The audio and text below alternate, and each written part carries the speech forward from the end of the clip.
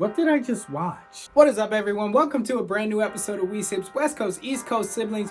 You might be wondering, where's the we in the We Sibs? Well, Sydney's been working on a secret project that she's so excited for. She can't wait to tell you guys. So don't worry, Sydney will be back very soon. Also, Sydney's gonna be here on the East Coast this Wednesday, so we can't wait. We're gonna shoot some awesome content. We've already got it planned.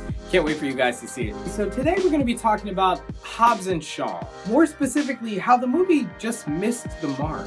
So let me preface this by saying I am a Fast and Furious franchise fan. I honestly enjoyed all of the movies, besides probably Tokyo Drift. I'd probably put Fast 1, Fast 5, and Fast 8 in my top 3. So when I heard that this new spin-off Hobbs and Shaw was coming out, naturally I was excited. I thought it was going to be really cool to see the Fast franchise expand out into other stories and other worlds that aren't strictly surrounding Dom and Letty and the family there. I thought the casting of Idris Elba as the main villain was a wonderful move. The trailers looked amazing. The action looked like we were going to get some real Fast and Furious level action sequences. Hobbs and Shaw wouldn't have been my first pick for a spinoff, but I did kind of like the banter they had in the Fast franchise, and I was excited to see more of that and kind of see it develop. So as I'm sitting there in the theater and I'm watching the movie, you know, the action is pretty good. Idris Elba's doing an amazing job as the antagonist.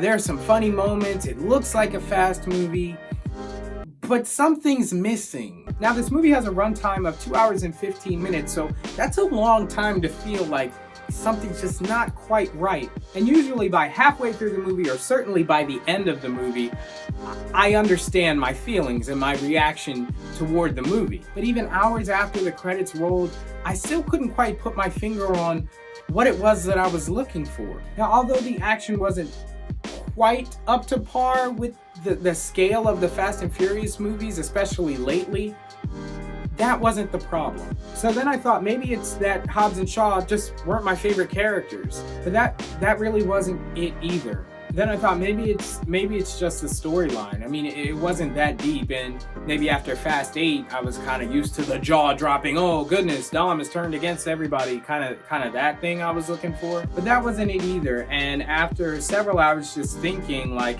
how do I feel about this movie? I don't have strong feelings of hatred, but I really don't love this movie, and I wasn't coming out of it like, yes, I just saw a Fast movie, or even a satisfying Fast and Furious spinoff. But then it finally hit me. What the movie was lacking was not action, it wasn't casting, it wasn't even storyline. It was simply missing the heart, the family aspect of the Fast and the Furious. Now, it's not to say they didn't mention family at all. They talked about the Shaw family. We kind of focused on them as a crime family. We focused on Hobbs and his family, had some time in Samoa where he reunited with his family, which was cool. But then I truly drilled down on what the heart of the franchise is. And it really is Dom and Letty. It's Vin Diesel and Michelle Rodriguez. Like, they really do give the movie that heart, that real warm family vibe that I just didn't get from Hobbs and Shaw. And I can't be the only one who's thinking this. Now, let's be honest, the Fast and the Furious was not meant to be this. Fast and the Furious was not supposed to be a multi-billion-dollar franchise. It was always very grassroots, but people fell in love with that. And that's what took it to being the global phenomenon that it is. Now, at the center of this whole grassroots family movement was Dom and Letty. It was a love story. It was something pure and simple, yet wrapped in a whole bunch of car chases and action sequences. I think if you go see the movie, you'll understand what I'm talking about. And what this has really clarified in my mind is that no matter how great the action gets in the Fast and Furious franchise, that's never what made it so popular. There are plenty of action franchises with over-the-top sequences of action that don't even get anywhere near the success of the Fast and the Furious.